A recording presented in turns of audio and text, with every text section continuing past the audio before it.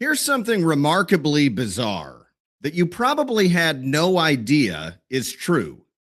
The Texas Republican Party, the party that spends all day talking about merit, competition, and ending DEI, still has one of the strangest DEI policies in American politics. Seriously. Good evening, and welcome to Texas Talkin, the only show where political correctness regularly comes to die.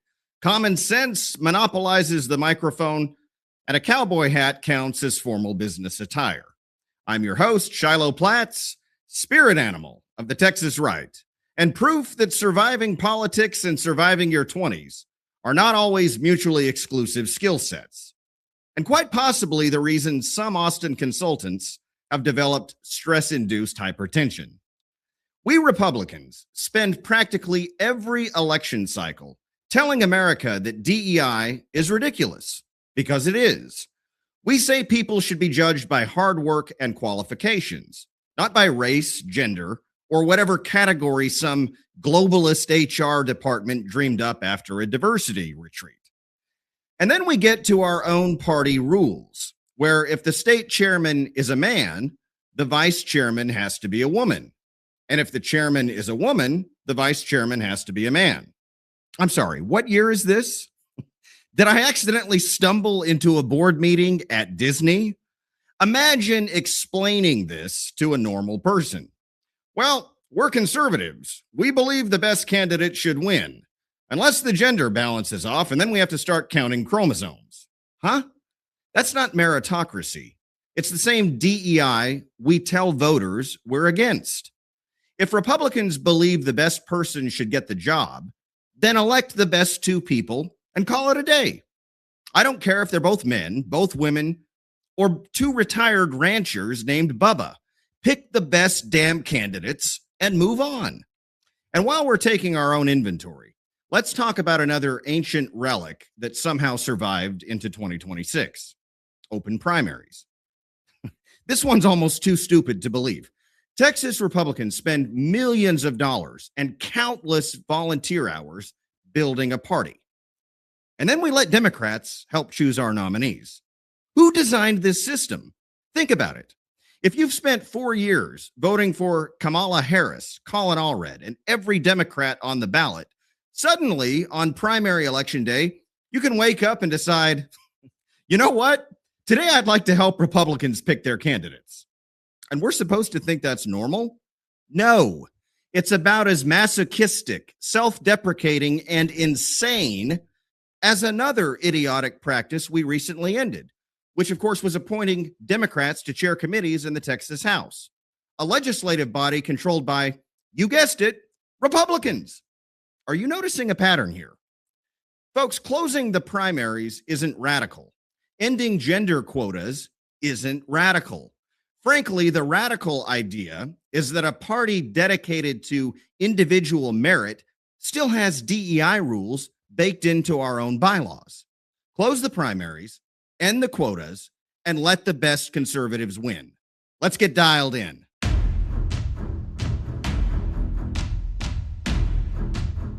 And joining us now is a man who has been working very diligently and tirelessly at addressing and resolving some of the challenges that I just mentioned. Accompanying him as well is his running mate for vice chair. I'm talking, of course, about our Republican Party of Texas chairman, Abraham George, and his running mate for vice chair, Amanda Hopper, who, by the way, if you didn't know, also happens to be the wife of one of the most effective conservative members of the Texas House.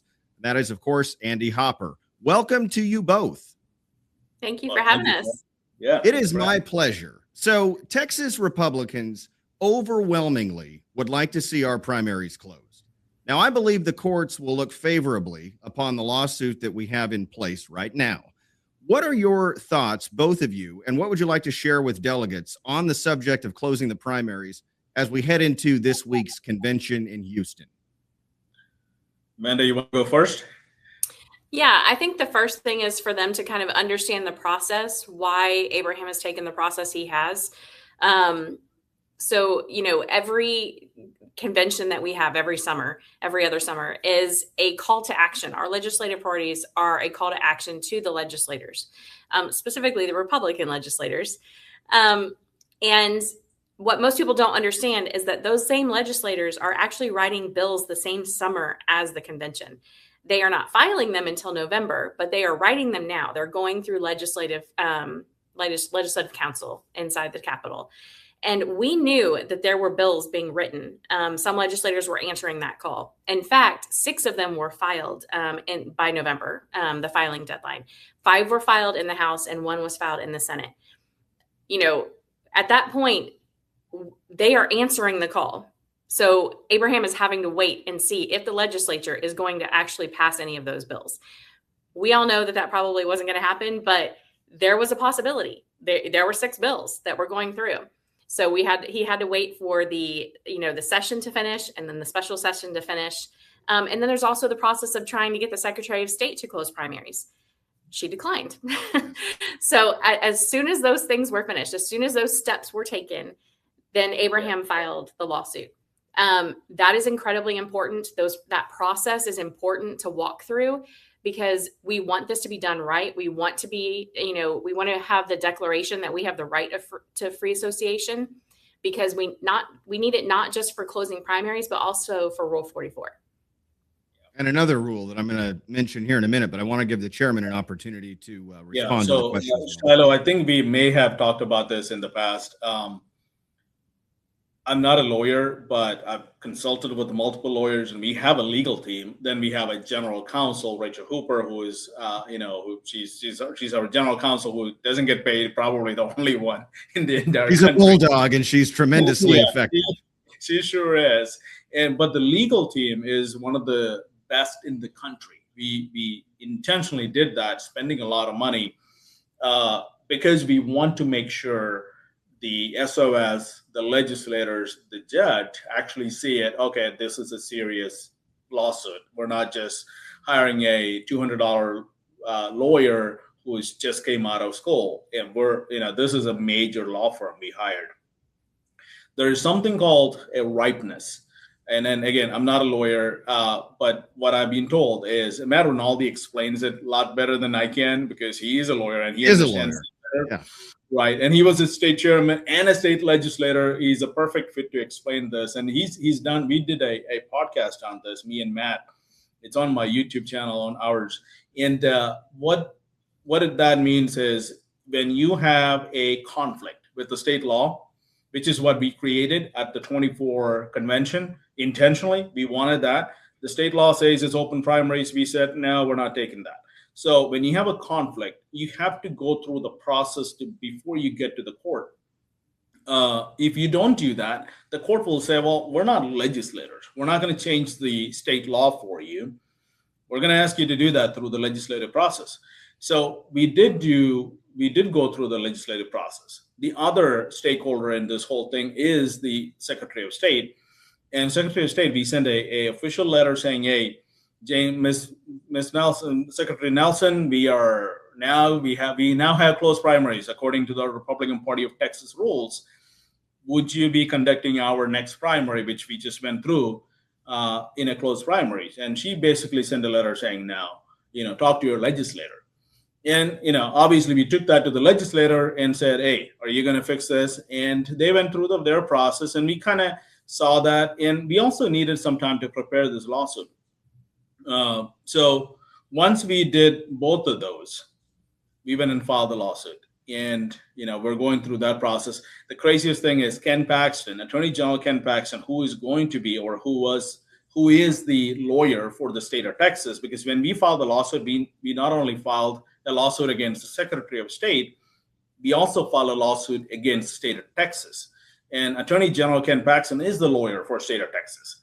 And he basically came back in about a month and said, yeah, I agree with the party. I am supporting the party's motion to close the primaries. I agree. They have the right to associate with the people they believe are Republicans, and they have the right to have a closed primaries.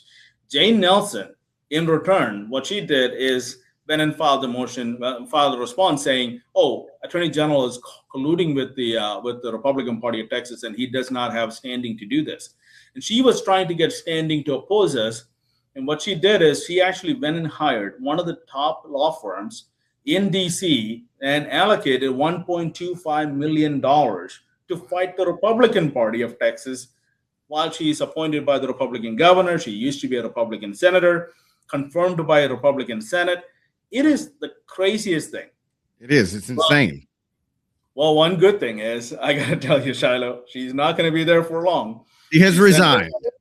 Yes, she is resigned. She's leaving on July 17th or 14th or something like that. I can't wait to get our new Secretary of State sworn in so we can actually end this. And honestly, I think we are going to get a response from the courts before that. And even if we don't, that's fine. I think the new SOS will be on our side. And that'll be great for us, as a party, honestly, for the nation, because I know other state chairs that I talk to, we have a group chat, and I'm always updating, hey, this is what's happening. They're all waiting for us to win this and spend our money, so they don't have to do that. All they have to do and say, hey, Texas got it, we want it too, right? I mean, it's a simple motion to get that. So they're all like always chatting and saying, hey, Abraham, where are you on this? And we're like, yeah, we're waiting for the court. This is what's happening. And I explained it to him recently, saying, hey, our Secretary of State is resigning, and this is going to happen soon. And so they're all excited. So it's a major deal for the entire country, not just Texas. So Absolutely. I know we're in the middle of it.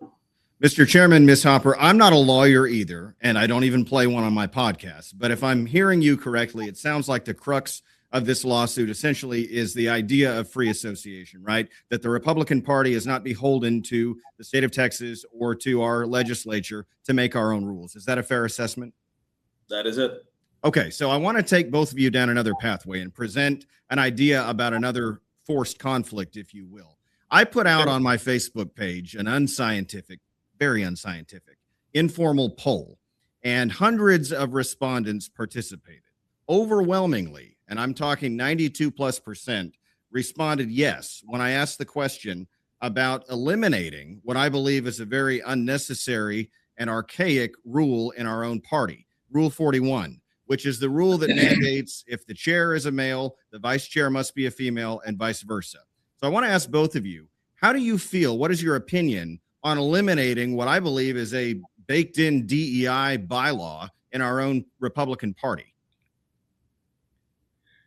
I'll go first. I think it is an amazing idea. I think everyone should be elected based on the qualification, not based on their gender. If two females run as a chair and vice chair, and they're the most qualified people, they're the ones who's going to fight for the Republican Party at the grassroots level, that should be the case. If it's two guys run, it does not matter what your gender is, as long as it is within the two genders, we are okay. So and we're not going to do James Talarico and have 6 genders, but that's right. As long as it's godly two genders, and it does not matter what your gender is, as long as you're running to lead the party in the right direction, in the conservative value. And it's actually part of the state law election code. Also. Sure. Yes, it's the election code. Yeah. So if and I want to give Amanda a chance to respond before I make this next point. So go ahead. No, I had never really thought about it before, but it has been brought up a lot lately. And I agree with Abraham. I think the most qualified people should be running the party. I was listening to debate today inside the Rules Committee, and this was brought up several times. Brought up. Okay, yes, great. There were several people who were testifying, wanting it to basically be removed. They wanted. I may have played a little bit of a role in starting that firestorm. So, but look, I mean, the point here I think is very simple, right? And you probably both agree with me. Let's not wait for Austin to tell us that it's okay to take this out of our bylaws. Let's force their hands the same way we have with closing the primaries. That's my thought on it. What are yours? Yeah, I'm on board with that. Yeah. So I want to ask you. Party should be run by people who can do this. Yeah. That's exactly right. Regardless of gender, regardless of race, let's just have the two most qualified people lead the party in the form of chair and vice chair. And again, I don't care if it's 2 men, 2 women. I don't think that the GOP is a party. The Texas GOP is a party full of racists and sexists, who are going to vote based on gender or race or anything else. I believe that our party is full of very smart people who are going to look at the qualifications and the merit of both individuals and say, these are the best 2 folks for the job. I want to ask you about something that has been called your Victory Project. That was a new one for me, but what is that exactly? Tell us about it. Well, 2026 in November is going to be one of the toughest cycles we've faced in our lifetime. After seeing all the numbers from the national polls, we haven't, RPT haven't done a poll itself. RNC have done few of those. NRCC, NRSC, all of those, people with $35 million sitting in their bank has been doing all these polls. And looking at all of those numbers, I'm really worried about Texas.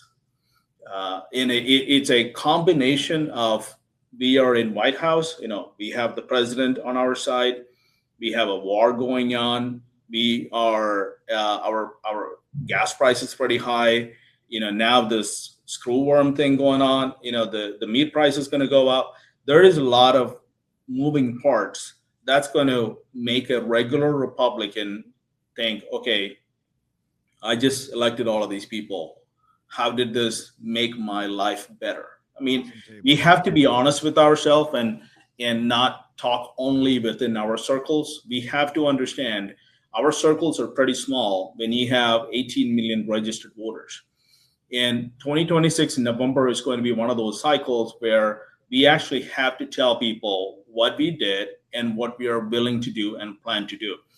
So after talking to RNC, a few other groups, and I said, okay, we need a strong, robust victory plan for 26. Otherwise, we're going to win the statewide. I mean, that's not hard, because rural Texas will show up.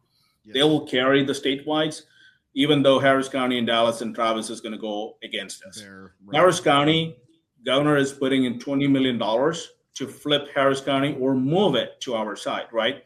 So that will help a lot because it's the largest county in Texas.